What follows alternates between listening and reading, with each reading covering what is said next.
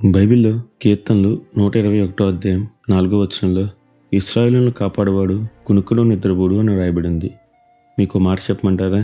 దేవుడు తాను కునుకక నిద్రపోక మాత్రమే కాదు, మన కోసం ఇతరులను కూడా కునుక రాకుండా చేసి మనల్ని కాపాడుతాడు, మన అక్కర్లు తీర్చుతాడు. మరి నమ్ముతారా? ఈరోజు దేవుడు మీతోనే మాట్లాడుతున్నాడు. మరి ఈ రోజును దేవుని వాక్యధ్యానంతో ప్రారంభిద్దామా?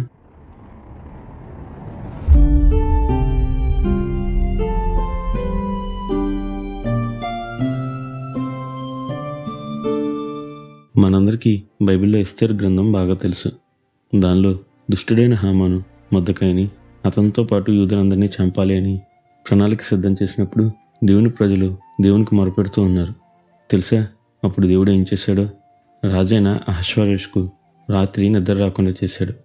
అవును, అతను నిద్ర పట్టక రాజ్యపు గ్రంథాన్ని తెరిచి చదివించినప్పుడు మొర్దెకై తనకు చేసిన ఉపకారం తెలిసింది. దాంతో చంపుదాం అని పన్నాగం పనిన అదే హామాన్తో దేవుడు మొర్దెకైని కనపరుస్తూ ఊరంతా తిప్పేలా చేశాడు. హామాన్ చేసిన ఉరికారిపై అతన్ని ఉరి తీయించాడు.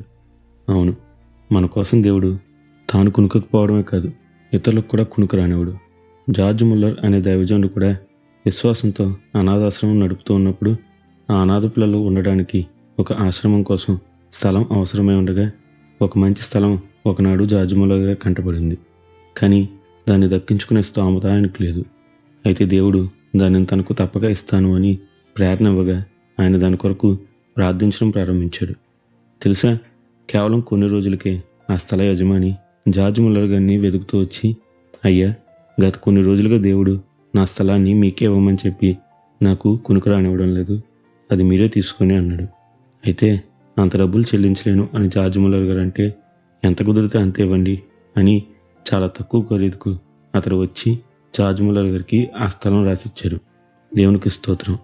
చూసారా, మన దేవుడు తన ప్రజల కొరకు తాను కునుకుడు, అవసరమైతే ఇతరులను కూడా కునుకు పట్టినవాడు. కానీ మనల్ని మాత్రం రక్షిస్తాడు, ప్రతి అవసరతను తీరుస్తాడు.